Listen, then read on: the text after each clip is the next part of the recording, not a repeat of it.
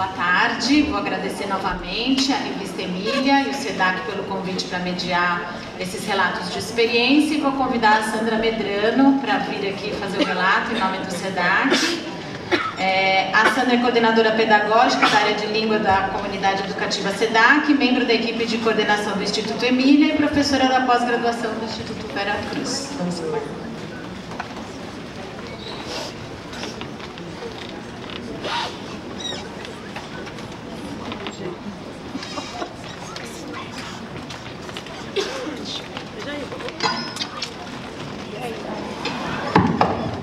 Desculpa, gente, serviu como teste. Tá funcionando. Bom, a gente vai entrar diretamente no tema que vai conversar com a mesa anterior. A gente estava comentando agora brevemente como se discutiu sobre os mediadores de leitura, né? Esses mediadores, como eles se constituem como um mediador de leitura, ser um leitor ou não ser um leitor. A Lara trouxe ser um leitor já pode possibilitar ser um mediador, e a Bel foi trazendo elementos importantes de quando ele não é um leitor. O professor, na sala de aula, não tem muito essa opção de ser ou não mediador, quer dizer, sempre temos opções, mas ele se vê ali lidando com uma situação frequente de ter que trabalhar com essa leitura com os alunos. E aí, pensando e conhecendo ali o trabalho que a Sandra vai apresentar, eu retomei um livro, não sei se vocês conhecem, de um pesquisador português chamado Carlos Marcelo Garcia. Esse foi um livro que me pareceu muito pertinente retomar, porque ele faz uma análise que considera que os professores têm diferentes momentos de formação. Que fazer a formação de um professor que está há muitos anos na rede não é a mesma coisa daquele professor que acabou de se formar. E quando a gente vai fazer uma formação contínua na escola, a gente lida com toda essa variedade quase reunida ali junto. Então a gente precisa de novas estratégias. Então ele vai dizer que o ensino é uma atividade com implicações científicas, tecnológicas e artísticas. Isso implica que aprender a ensinar não deve ser um processo homogêneo para todos os sujeitos, mas que será necessário conhecer as características pessoais, cognitivas, contextuais, relacionais, etc., de cada professor ou grupo de professores, de modo a desenvolver as suas próprias capacidades e potencialidades. Então, acho que o relato da Sandra vai permitir que a gente veja como essa variedade de estratégias é que vai possibilitar que os professores trabalhem com esses desafios. Então, convido a Sandra para apresentar. Boa tarde, eu vou ficar aqui de pé porque eu vou usar os slides e eu vou precisar do apoio da Sabrina, que está ali para me ajudar, então às vezes eu vou fazer um movimento para a Sabrina poder passar os slides para mim. Pode passar.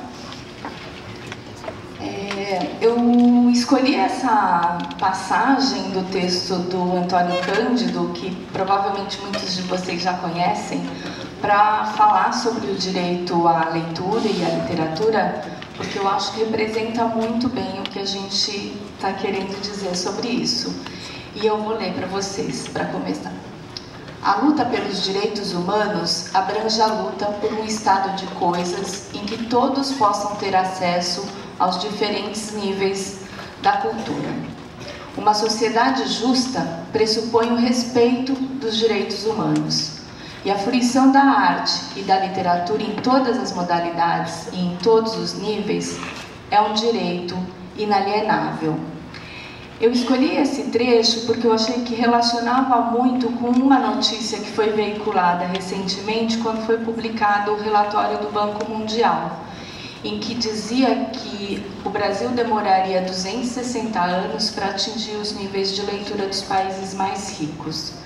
Acho que esse dado é um alerta muito importante, é um dado muito forte, que mostra que esse direito que Antônio Cândido nos coloca ainda, a gente precisa caminhar muito para conseguir respeitar. Mas eu também fico pensando que um evento como esse, em que a gente tem tanta gente pensando e falando sobre esse tema, tantas ações que a gente tem visto mobilizando para essa questão da leitura, podem fazer com que esse número seja alterado e a gente tenha uma história muito diferente da que ela está contando. Apesar dessas ações, eu acho também que a gente precisa ainda continuar trabalhando para que a gente garanta políticas públicas que possam realmente garantir que esses direitos sejam respeitados e que espaço de tempo possa ser encurtado com mais eficiência. E é exatamente nesse lugar que eu trouxe aqui um relato de experiência da instituição a que eu trabalho, que se chama Comunidade Educativa SEDAC, e que realizamos formação de professores em contextos de leitura.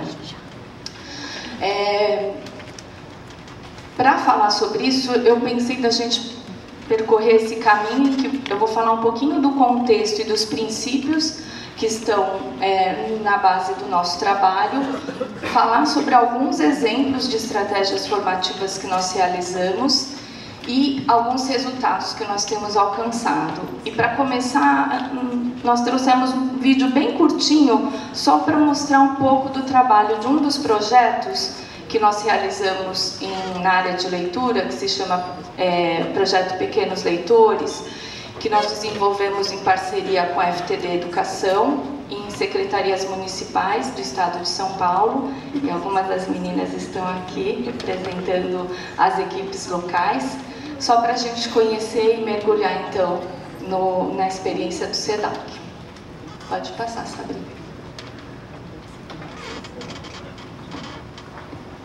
O problema começou de verdade quando ele jogou o seu sapato favorito para soltar a fita. E o que aconteceu com tudo isso? O projeto veio para mudar a nossa concepção de leitura, a nossa concepção de ler para a criança ou apresentar o mundo da leitura para a criança. Criança é versátil em tudo. Será que dentro da leitura ele não vai conseguir absorver outras formas de pensar, outros sentidos para as coisas que ele vê durante o dia a dia? Ela ficou muito triste. Muito triste. Eu não conseguia dormir porque eu tinha um tanto de coisa na cabeça. Então a gente veio trazer uma discussão que pudesse contribuir com essa formação leitora. Acho que uma grande contribuição foi distinguir o que é contar história e o que é ler história. Aonde fica o livro? Esse objeto que está na mão das crianças. Porque é um objeto de poder, é um objeto de acesso ao conhecimento. Quem que a gente está vendo aqui? É um homem segurando uma moça. Era uma vez um lago onde morava uma família de sapos. Era o lago deles e ali viviam muito felizes. Eles precisam dessa experiência, porque se eu leio para eles uma história todos os dias, durante 216 dias letivos, são 216 livros. Então, o acervo de palavras, o acervo de histórias, eles já vão associando.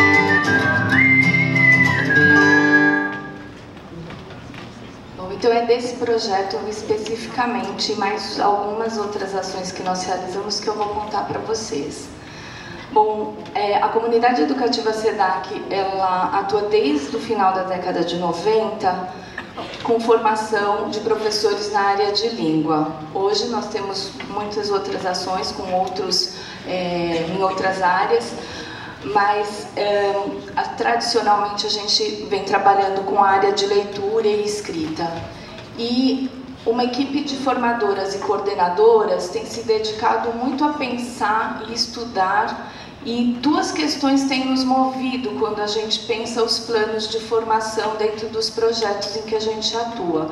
E as questões são essas. Uma é qual é a relação entre a formação literária de um professor ou de uma professora e as condições que eles podem garantir para formar leitores na sala de aula. E a outra questão é qual é o limite e qual é a possibilidade que a gente tem de formar um professor ou uma professora como um leitor literário. Essas duas questões são meio como um caminho que a gente vai perseguindo e estudando e revendo a nossa prática, e em função disso a gente pensou nessas estratégias que eu vou apresentar agora. Antes de falar especificamente das estratégias, queria falar um pouquinho do cenário que a gente encontra atualmente nas escolas em que a gente atua. A rotina de leitura, pelos programas governamentais e muitos programas de formação, a gente encontra a rotina de leitura pelo professor para as crianças instaladas. Ela é uma atividade diária, normalmente. O acervo de livros também é grande e variado na maior parte das escolas, pelos programas de distribuição de livros, pelas políticas que nós tínhamos até há pouco tempo e que se encontra temporariamente suspensa. É muito comum, principalmente na educação infantil, nós encontrarmos situações de narração oral e não de leitura, né, de contos tradicionais, na maior parte contos de fadas. E também é muito comum nós encontrarmos um procedimento muito padrão de perguntas ou comentários que são realizados antes de iniciar a leitura, durante a leitura e ao final da leitura. Também nós encontramos livros que são selecionados por ser mais simples, acho que isso foi falado em alguns momentos aqui ontem e hoje. Livros que são mais simples ou que os professores trocam as palavras com a intenção de fazer com que as crianças realmente entendam o que eles vão ler. Então, essa concepção de criança e de formação de leitores. E normalmente o critério de seleção que eles indicam é de que eles escolhem um livro pelo tema que ele pode tratar. Então, para trabalhar alguma coisa específica quando se lê. E aí, normalmente, o que a gente percebe é que a leitura sempre está a serviço de alguma coisa, para se ensinar algo, e não a leitura ou a literatura em ela por si, né, como um valor. Pode passar. Então, focando especificamente nessa questão da formação da mediação de leitura, uma das coisas que a gente gostaria de discutir nas formações dos professores é que a gente pudesse avançar desse procedimento linear e generalizado, em que se pergunta o que vai falar o livro quando tem esse título, ou apresentar o autor e ilustrador e a editora, sempre no início, sendo que às vezes é mais interessante falar disso ao final. Então, esse procedimento linear de sempre fazer a mesma coisa antes, durante a leitura, fazer pausas, fazer perguntas para ver se as crianças estão acompanhando, ou no final fazer algumas perguntas de localização de informação ou de opinião de gostou ou não gostou, esse procedimento linear é uma das coisas que a gente tenta discutir e refletir na formação, para passar por uma situação de um diálogo de leitor para leitor, que também é um pouco do que a gente ouviu na mesa anterior, em que o professor ou o mediador está ali como mais um leitor, ouvindo a opinião das crianças, apontando coisas que são interessantes daquele livro ou daquela leitura em si, sem necessariamente seguir esses passos que às vezes independe do livro. E a comissão que a formação leitora garante, que ela diz assim: ensinar literatura não pode significar outra coisa que educar na literatura, de ajudar a que a literatura ingresse na experiência dos alunos, em seu fazer, o que pressupõe, sem dúvida, reingressá-la em si mesmo. Educar na literatura é um assunto de trânsito e alargamento de fronteiras. Claro que é muito difícil ajudar a alargar a fronteira de outros quando a própria está encolhida e enrijecida. É quase impossível fazer com que a cultura se torne para outros em experiência quando é para si somente um dado do mundo exterior, um trâmite. Então aqui a gente tinha aí uma resposta um pouco na direção de que a gente precisava atuar também na formação literária dos professores. E foi pensando aí que nós desenvolvemos algumas estratégias de formação, que eu vou explicar para vocês agora, cada uma delas. Pode passar. A primeira é a cadeia de textos literários. Ela é uma atividade, uma estratégia que acontece normalmente no início do encontro, em que a formadora lê para os professores. E nós nos inspiramos numa proposta desenvolvida pela equipe de Buenos Aires, da Délia Lerner, que faz uma cadeia de textos do gênero expositivo, que considera uma gradação de complexidades e demandas do leitor para interagir e construir sentido sobre um determinado assunto. Então, nós utilizamos essa mesma matriz e pensamos que essa leitura que o formador faz, que é uma experiência leitora, estética com os professores, pudesse seguir essa gradação. Então, pode mudar. A gente pensou e planejou que num primeiro ano, esse especificamente é o exemplo do Pequenos Leitores, nós passamos por diversos autores. Então aqui estão alguns, listado quais são os textos que nós lemos, e porque ele permite que ao longo de um ano a gente ofereça para esses professores textos com exploração linguística diferente, com demandas para o leitor diferente, com a forma em que o autor utiliza da linguagem para criar uma determinada sensação no leitor, enfim, tem aí uma gradação e experiências estéticas diferentes. No ano 2, além de manter essa ideia de experiências leitoras diferentes, a gente faz uma imersão num autor, neste caso na autora Lígia Fagundes Telles. E aí também a gente vai discutindo cada texto, vai lendo e apreciando e conversando com os professores, de forma que eles percebam esse lugar em que se encontra o leitor e essa exploração poética que a autora faz intencionalmente, utilizando a linguagem para criar determinadas experiências estéticas. A outra estratégia é uma análise coletiva de livros-álbum. O livro-álbum ou livro ilustrado é aquele livro em que o texto escrito, a imagem e o projeto gráfico juntos são responsáveis por criar uma narrativa.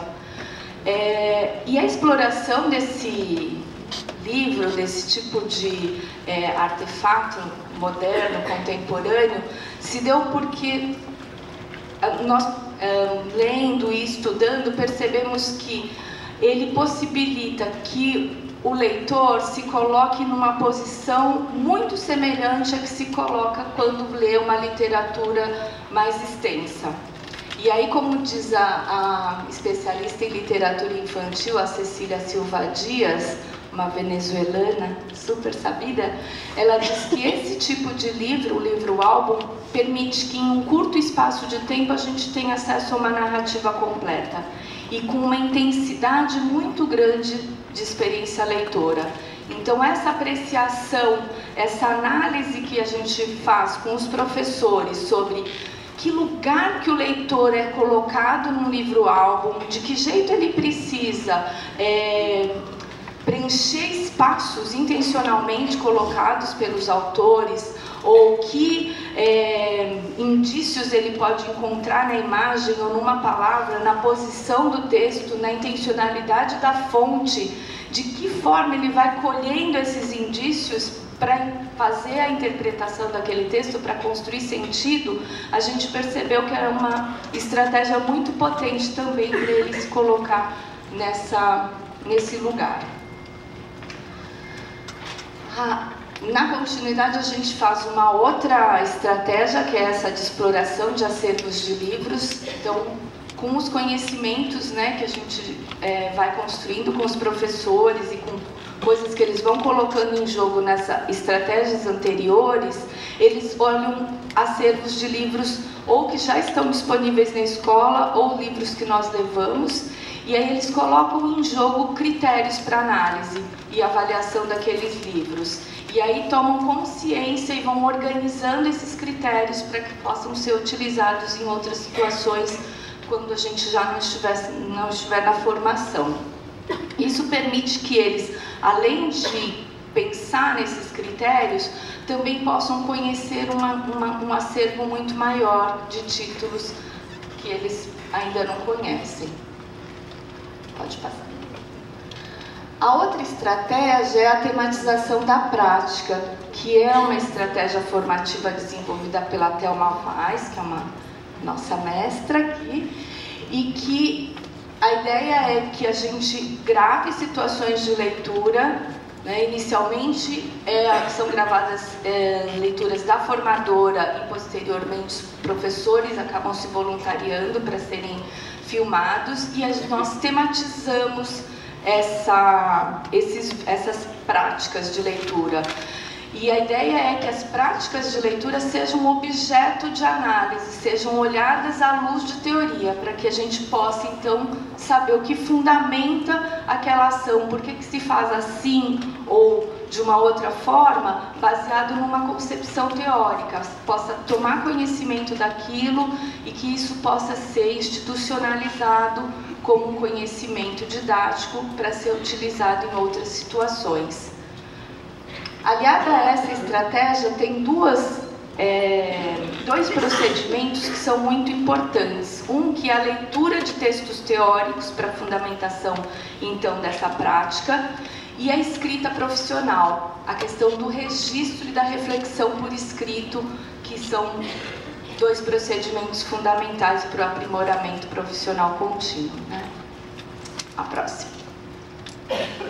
E, por último, a elaboração de planos de leitura. Então, aí a gente segue um caminho, e com tudo isso, a ideia é que os professores e as professoras se coloquem a pensar, então, num livro específico, e aí, em grupos, nós olhamos para aquele livro e vamos pensar o plano de leitura. O que vai ser feito aqui? O que é interessante destacar no início? O que é interessante destacar no meio? O que é interessante destacar no fim? Não porque a gente precisa seguir esse roteiro, mas o que aquele livro em si coloca, o que as minhas crianças que eu conheço sabem e eu preciso tratar, eu posso tratar porque vai fazer com que elas avancem, e quais são os meus objetivos de aprendizagem, o que eu já sei que elas sabem e o que eu quero que elas avancem com esse tipo de leitura, especificamente com esse livro.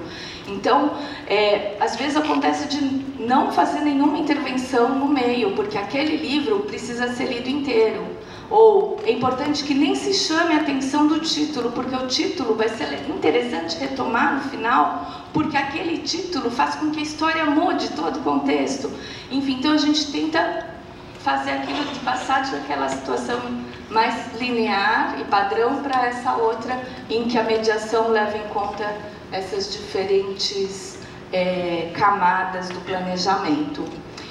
E, junto com essa análise para os planos de leitura, também vem no encontro seguinte uma reflexão sobre como foi essa mediação, quais foram os desafios, quais foram as questões que precisariam ser entendidas melhor, enfim. E aí, ao longo dos ciclos de formação, as estratégias se repetem e se desenvolvem de forma cada vez ampliada. Pode passar. E aí, voltando então naquela questão do que nosso grupo no SEDAC tem pensado e estudado, tentando responder aquelas perguntas, a gente conseguiu, num determinado momento dos nossos estudos, chegar a uma conclusão de que a gente poderia considerar que a gente tem um contínuo, uma linha contínua de perfis leitores, de professores. E eu acho que é isso que a Miruna chamou muita atenção nesse início.